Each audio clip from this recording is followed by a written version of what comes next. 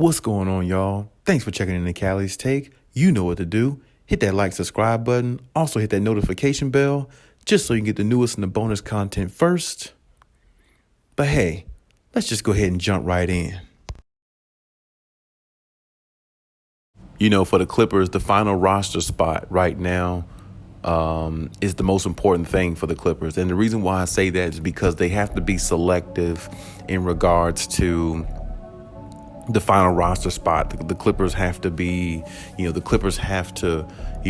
selective in regards to finding the right piece, because them just losing Isaiah Hartenstein, which shout out to him, as I said in a video a day or two ago about him, shout out to him for getting, more money apparently going to the Knicks. The Clippers probably didn't have that much to offer Hartenstein, or not as much as he probably would have liked, because they had other contracts to fill, other voids to fill, other gaps to fill in there. So it definitely was one of those situations where maybe the Clippers had to of course they had to take care of other players on the roster, of course, like Nicholas Batum and other players like that who's been there longer and who's been a part of the culture. And Isaiah Hartenstein, apparently, like I say, just took the better deal for him, more money-wise, and you can't blame a man for that. You got to get your money-wise there. And, good luck to him, but good riddance at the same time. So, when I think about the final roster spot, as I said, they have to be selective with that, because they got to get another big man in there who can be a possible backup, but also that can possibly step into that role of being a starting center if Zubac tends to flame out, or if Zubac doesn't play up to the potential that they think that he can. Because with Zubac, he's been in the league since like 2016, 2017. And as I said before, as a big man, he should be a lot more well established now. He should be more well, established as a big man in regards to his presence in the paint and how people view him by now, because I feel like his aggression meter should be a lot higher, and I feel like his talent should have shown a lot more than what they have so far in his career. Because like I said, him averaging 10-8 or 10-9 this past year, if that's career highs for him, then he's gonna definitely have to work a little bit harder, because like I said, by now 6-7 years in the league, his numbers should be a double on average. He should be averaging 14 and 10 a game.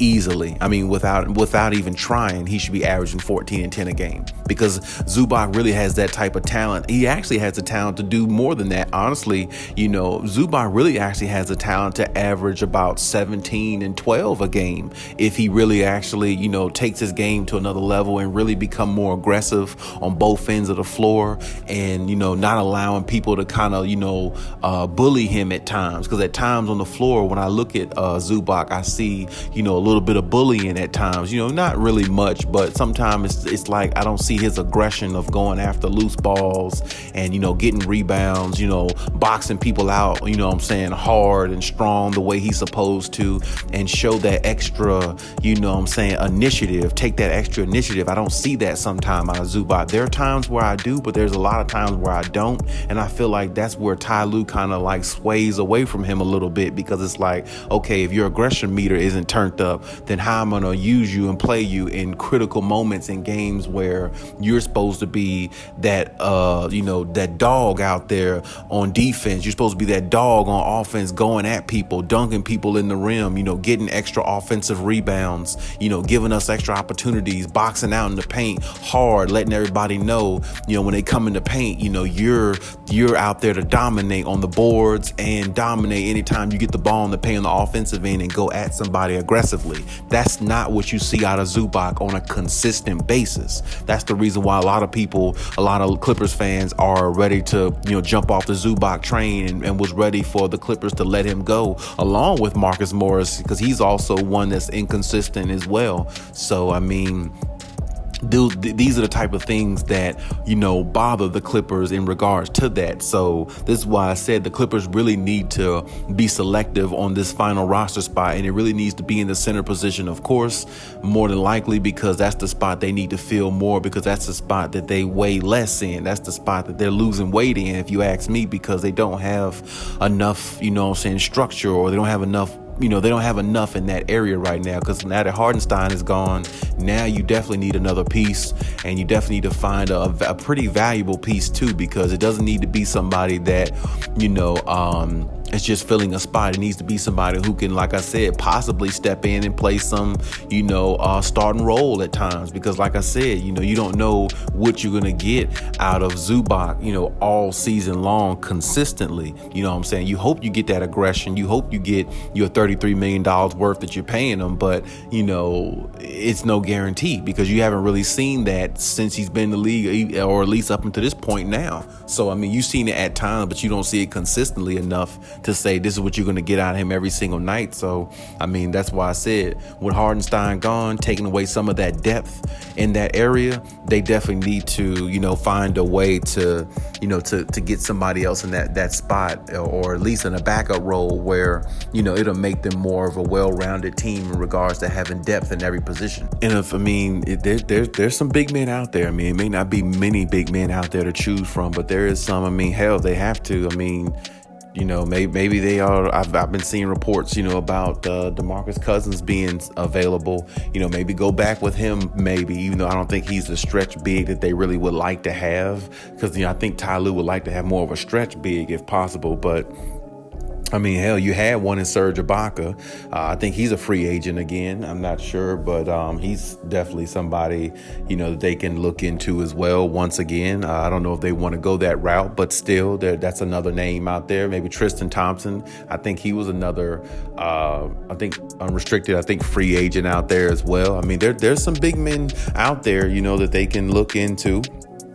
I still like if they're able to somehow, steal somebody like Miles Turner. That would be really good, get somebody like him, in there as well, So, there's still some big men out there. There's still some options out there for the Clippers, but they definitely got to, get more depth in that center position. And like I said, that final roster spot is really going to be, a big determining factor for them, because like I said, every other area for the Clippers, they just look very well rounded. They look very, very, untouchable just about, and they look like they're ready to just be the scariest team in the league. No doubt about that. So, but that center position is just as important as that point guard position that they just filled with John Wall, hopingly that John Wall lives up to expectation, hopefully that John Wall actually, is the type of player that they're looking for. You see what I'm saying? So, but in regards to, everything that they have, that they do need that center position, and it does need to be somebody that's pretty substantial.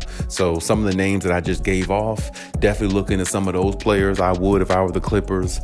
They definitely need to, because like I said, their situation really is a rare one, because they have all the pieces that they need. They just need a little bit more depth in the center position now. And like I said, they got to find somebody with some versatility, though, if possible. So, like I said, there's some names out there.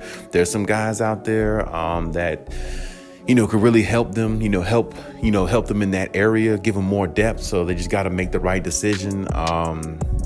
And like I said, even if it's a backup center, it doesn't matter. Like I said, they got to have more depth in that area, though, because like I said, they don't know how much they can depend on Zubac, just throughout the season, so in regards to his aggression and all that, those type things. So they need a really good, substantial backup center who can kind of almost play, the starting center at times, or at least play starting center minutes, at times. So, we'll see exactly, what the Clippers, end up doing. But that final roster spot is definitely a key component for them, and a key component for their, championship possible, or their possible championship run too. So, all this plays a factor. So we'll see what they come up with, but it's definitely more likely has to be a power forward / center, or a big man, of course. So we'll see what pans out there or who they decide to bring on in their final roster spot. But being selective is okay. It's no problem with that because they have to, pre-calculate these things and try to figure these things out if they definitely want to be be in a position to be holding up that championship at the end of next season. But hey, that's my take on everything. Leave any comments in the comment section. Check out my other videos if you haven't. And hey, Khaliis out.